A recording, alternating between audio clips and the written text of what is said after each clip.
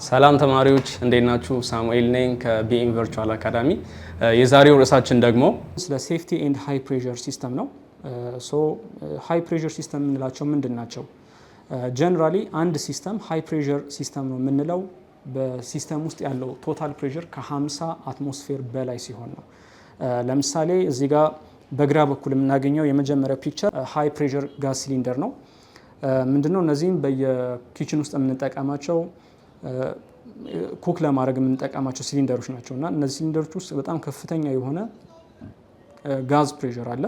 ስለዚህ ሲሊንደሮችን ሃይ ፕሬሸር ሲስተም ማለት እንችላለን ነው። ሌላው ሃይ ፕሬሸር ታየር ኢንፍሌተሮች ናቸው። ይሄ ጎማ ለመንፋት ለምሳሌ የመኪና ጎማ ሲተነፍስ ለመንፋት፣ የብስክሌቶች ጎማ ሲተነፍስ እነሱን ለመንፋት የምንጠቀምበት ዲቫይስ ነው እና ይሄ ዲቫይስ በጣም ከፍተኛ የሆነ ፕሬሸር ጀነሬት ስለሚያደርግ ሃይ ፕሬሸር ሲስተም ነው ማለት ነው። ሌላው ፕሬሸር ኩከር ነው። የተለያዩ ምግቦችን ለማብሰል በአሁኑ ዘመን የምንጠቀመው በብዛት ሃይ ፕሬሸር ኩከር ነው። በተለይ አድቫንስድ በሆኑ ሀገሮች ውስጥ ይሄ እቃ በጣም ጥቅም ላይ ይውላል እና ምንድነው ፕሬሸርን ተጠቅሞ ነው ምግብ የሚያመስለው። ስለዚህ ከፍተኛ የሆነ ፕሬሸር ፕሮዲስ ማድረግ ይችላል እና እነዚህ የሃይ ፕሬሸር ሲስተም ኤግዛምፕሎች ናቸው።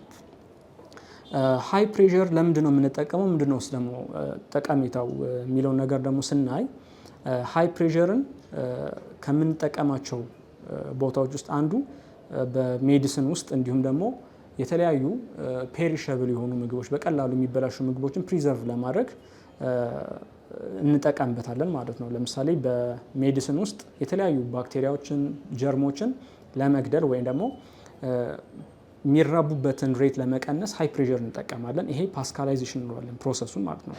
እንዲሁም ደግሞ ፔሪሸብል የሆኑ ምግቦችን ለምሳሌ እንደ ጁስ፣ ፊሽ፣ ሚት፣ ዲያሪ ፕሮዳክቶችን ለረጅም ጊዜ እንዲቆዩልን ከፈለግን በውስጣቸው ያሉትን ጀርሞችን ምን ማድረግ አለብን? መግደል ወይ ደግሞ ሪፕሮዳክሽን ሬታቸውን ሚኒመም ማድረግ አለብን እና እንደዛ ከምናደርግባቸው ሜተዶች ውስጥ አንዱ ሃይ ፕሬሸር በመጠቀም ነው እና ይሄ ፓስካላይዜሽን የምንለው ነው። ሶ ሃይ ፕሬሸር በነዚህ ቦታዎች ላይ እንጠቀምበታለን ነው።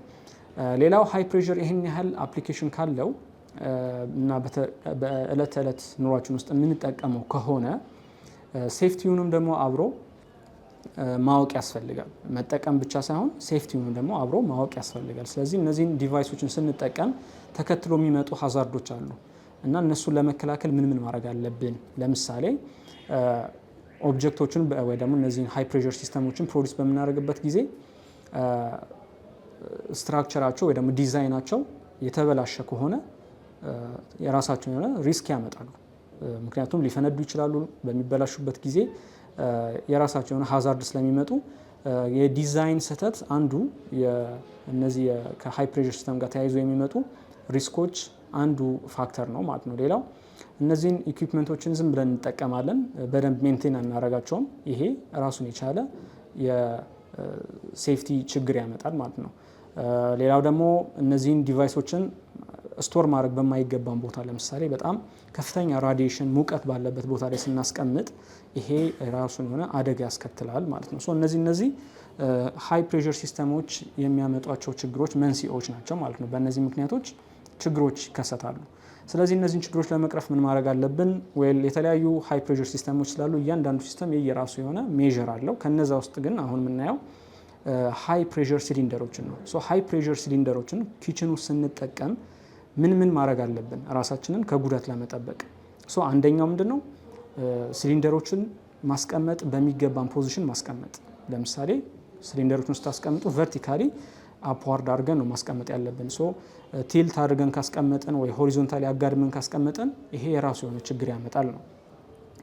ሌላው እነዚህን ሲሊንደሮችን በምናስቀምጥበት ጊዜ ፊዚካል ኢምፓክት የሌለበት ቴምፕሬቸሩም እንዲሁም ሌሎች ኮንዲሽኖች ፋቮራብል በሆነ ቦታ ላይ ነው ማስቀመጥ ያለብን።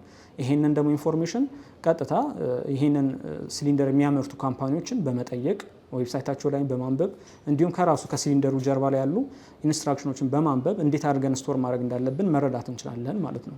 ሌላው ተቀጣጣይ የሆነ ቦታ ላይ ካስቀመጥ ነው ይፈነዳል። ስለዚህ ያንንም ማድረግ የለብንም። እንደገና ከተጠቀምን በኋላ ደግሞ ከፍተን መተው የለብንም። ስለዚህ ሲሊንደሮችን ተጠቅመን ስንጨርስ አጥፍተን ዘግተን ነው መውጣት ያለብን። እንደገና ደግሞ በህፃናቶች እንዲሁም ሜንታሊ ኢል በሆኑ ሰዎች ዙሪያ እነዚህን ሲሊንደሮችን ማስቀመጥ የለብንም። ምክንያቱም ህፃናቶች ናቸው፣ ይነካኳቸዋል፣ በስለታማ ነገርም ሊበሱት ይችላሉ። በዚህ ጊዜ ፍንዳታ ሊፈጠርና ሊጎዳቸው ይችላል ማለት ነው። ሶ ሃይ ፕሬሸር ጋዝ ሲሊንደሮችን በምንጠቀምበት ጊዜ እነዚህን ጥንቃቄዎች ማድረግ አለብን።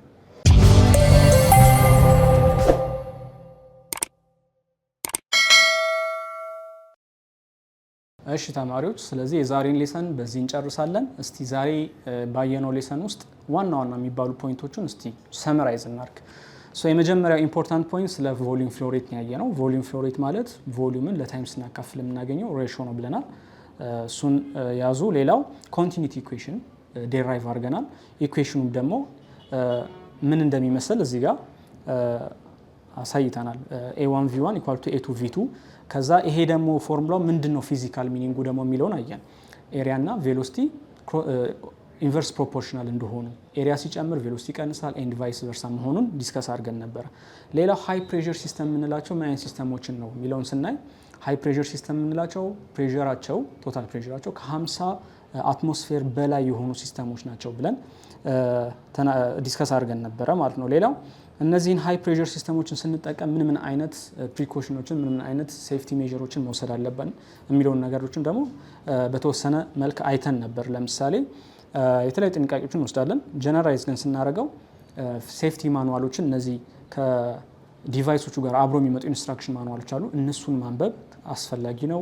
ሌሎች ደግሞ አንዳንድ የሚለበሱ እቃዎች አሉ፣ ለምሳሌ ጓንት፣ አይ ጉግል፣ እነዚህን መጠቀም መልበስ ያስፈልጋል ማለት ነው።